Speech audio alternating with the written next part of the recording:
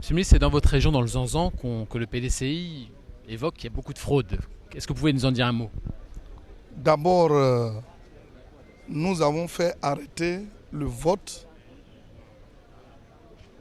très tôt le matin parce que nous avons constaté qu'il y avait des indications de vote dans la case du candidat Laurent Gbagbo.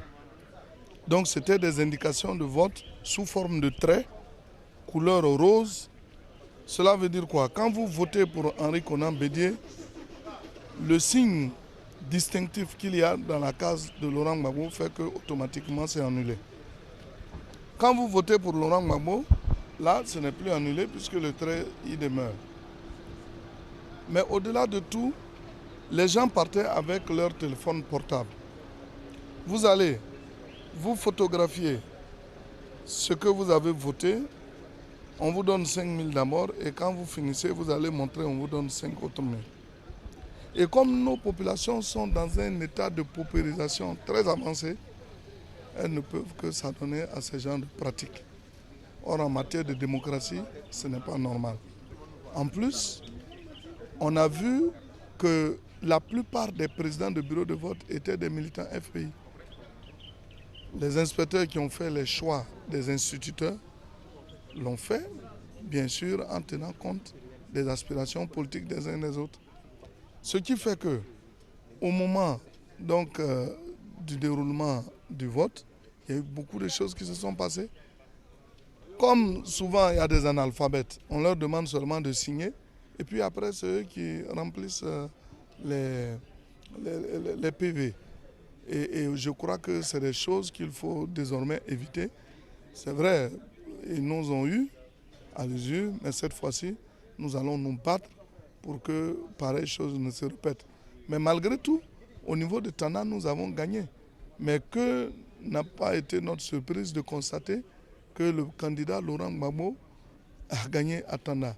Ça encore, c'est un scandale puisque nos populations sont là-bas qui l'attendent. On l'attend au tournant.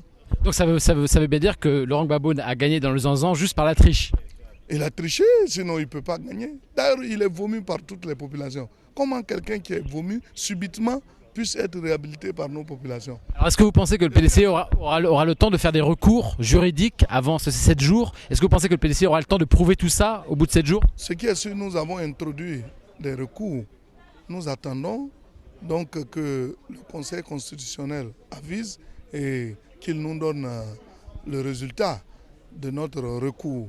Monsieur le ministre, est-ce que vous avez vraiment confiance au Conseil constitutionnel, entre nous? Dans tous les cas, nous ne leur faisons pas confiance, mais nous voulons prouver à la face du monde que Laurent Gbagbo est un tricheur, que les refondateurs sont des tricheurs. Et il faut donc qu'on mette le doigt sur leur tricherie pour que pareille chose n'arrive.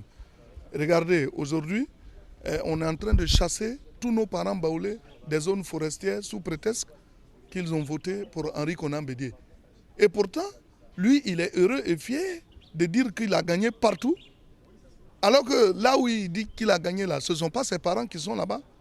Donc voici quelqu'un qui veut tribaliser le débat en faisant en sorte que ses parents ne votent que lui et que les autres même qui sont dans sa région, au regard du fait qu'ils sont là-bas en train de travailler, votent encore pour lui. Ce n'est pas de la démocratie. Ça veut dire qu'il faut reprendre le scrutin, monsieur le ministre? En tout cas, moi, mon souhait, c'est qu'on reprenne. Et si on reprend, Gbagbo même ne peut pas aller au deuxième. On reprenne le premier tour? Non, regardez, je vous donne une information. Quel est ce parti enthousiaste avant, qui se dit gagnant, qui ne peut même pas manifester? Ils ont fermé leur QG de campagne. Ils disent que c'est par responsabilité qu'ils le font. Pas par responsabilité, c'est parce qu'ils savent qu'ils n'ont pas gagné. Et puis d'ailleurs, Gbagbo est à 20%. Donc 20% là, pour remonter la pente, ça sera difficile pour lui. Donc ce qui fait qu'il y a des craintes. Pourquoi ils envoient de l'argent chez des chefs de village, chez les rois, pour leur dire attention c'est grave, maintenant ils font courir des bruits xénophobes pour faire croire que Alassane est étranger. Mais Alassane, c'est Gbagbo qui a signé son papier pour l'autoriser à être candidat. Il avait créé le Front républicain avec lui. Et il avait dit en son temps que si Bédié n'autorisait pas qu'Alassane soit candidat, lui il va porter plainte. Mais d'où vient subitement qu'il réveille les démons? Moi, je crois que Gbagbo, c'est la catastrophe de la Côte d'Ivoire. Il faut le chasser et nous sommes prêts à le chasser. Gbagbo ne sera pas président à l'occasion de ces élections. C'est moi qui vous le dis. Bravo. Merci, monsieur le ministre. Merci.